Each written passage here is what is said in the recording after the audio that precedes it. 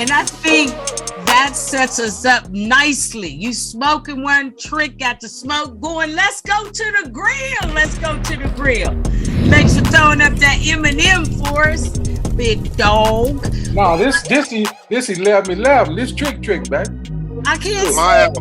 This 11-11. This 11-11. The numbers, that 11, those E's. Look like that's that 11-11. That's the new trick album. Well, yeah, that's the new trick. Let's talk about your new album after we get up off this grill.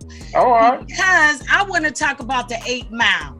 Since we left with Eminem, I want to talk about 8 Mile and what that street culture is about. And where is it? Nothing. Why is it called miles? Nothing. 8 Mile is nothing. 8 Mile is nothing but a border between the suburb. I mean, between Oakland County and Wayne County, or between Macomb County and Wayne County.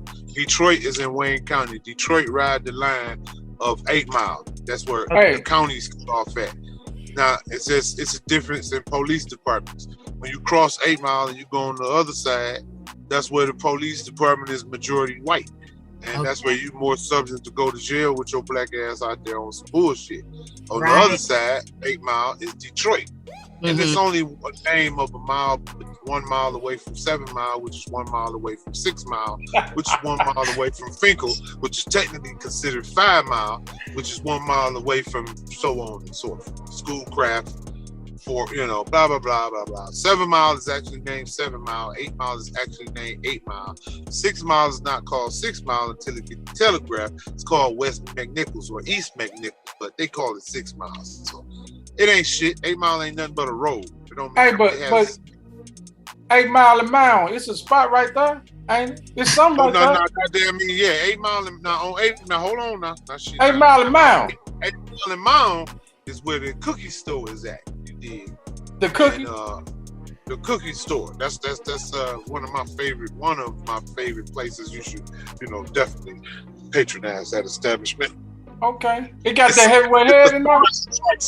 It got that heavyweight head in there, that orangutan and that sunshine. Okay. It got that shit in there. Cultivated by the heavyweight heads. Yeah, they're real good. Okay. Yeah. It's called the Cookie Store? Yeah, it's cookies. It's a cookie store. Oh, okay. Old school cookie or those new cookies that we like? Cookies, the new cookies. The cookies. Yeah. The blue one with the white C. You know what it is. Yeah. Them type of cookies. Yeah, them type of cookies. What you smoke with. Yeah. You know what I'm saying? Yeah. Mm-hmm. That's all happening down at the 8 Mile? The cookies? Is that 8 Mile and Mile? Yeah. I mean, 8 Mile is like the titty bar strip. It's a main titty bar strip. It's a few titty bars on that motherfucker. But I mean, 8 Mile ain't nothing special like that. It's a gang of dispensaries on that motherfucker. It's just a county line. It's they named it. They named that movie 8 Mile because shit, that was the street they wanted to name it after. They didn't want to call it 7 Mile, which really where the hip hop shop was at, where the man used to actually go to battle and rap at, but whatever. Fuck it. 8 Mile is fine because 7 Mile is mine. I know that's right. And 8 Mile probably had a better ring to it for them. They don't know about them 7s, trick. Yeah, shame on them. That's good. I'll take it. Take it too. So, I mean, basically, you got this big reputation and it's just different miles with different numbers. And the hip hop shop where the crew got down was the 7th Mile, not necessarily the 8th. Because the 7th. No, they was on 7 Mile. Okay. Even the other club that brother them used to rap at, Proof and M and D12, all of them used to rap at, was on 7 Mile, called the Ebony Showcase Lounge. I was on 7 Mile. I was on 7 Mile Evergreen on the west side, where the 7 Mile Dogs neighborhood. 7 Mile Dog neighborhood. You know what I'm saying? The hip hop shop was in the 7 Mile 2020 neighborhood. Okay. I'm from 7 Mile BK neighborhood. All right. So 7 Mile is that's mine. That's my 7 Mile is my mile. I'm the wizard of 7 Mile. Okay. The longest standing 7 Mile BK. Yeah. All right then. Shoot. I was thinking about 8 Mile because of the movie,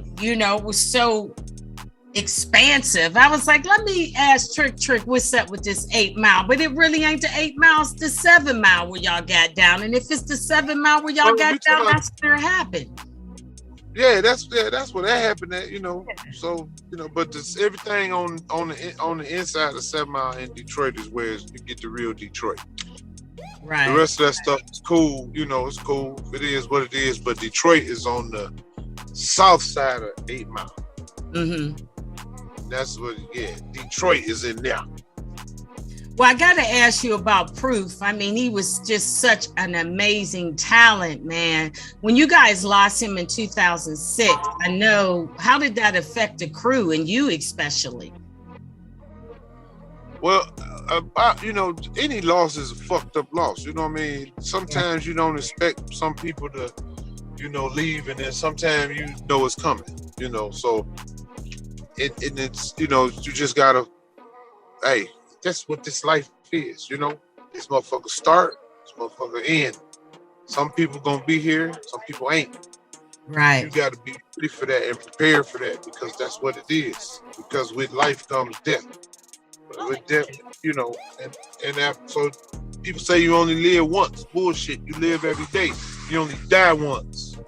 You know, and that spirit is transpired. You want to leave behind the spirit and the vibe and the energy of somebody that made a difference. And Proof was that motherfucker. You know what I mean? He did a lot of things for a lot of people just out of the kindness of his heart, and him just being a really good dude. You know what I mean? I've been knowing Proof since he was like 14 years old. You know what I mean? He stayed on Santa Barbara, not too far from me. We went to the same studio, which was Mo Master Productions. So when his name was Maximum, you know, before he grew his dreads, he used to a young nigga used to kind of school me on shit to do in the studio, like doing hooks. I ain't fuck with hook, like I rap. I go all the way back to 95 to 92, really. GBK, Life of a Gangster, my first record and video that was on channel 62 in Detroit. You know what I'm saying? That was 1992. So, and I met Proof then. Mm-hmm. So before I, you know, when I got out of prison, I went to make my From Death album. He was actually on the cover of the album with me.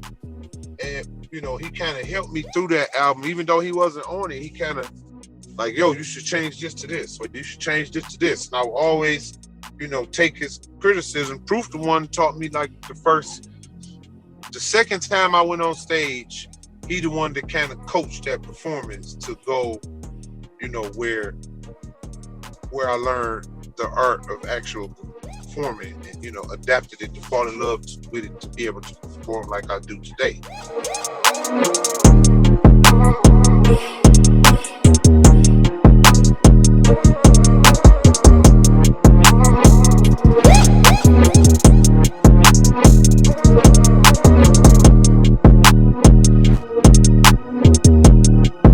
We rap about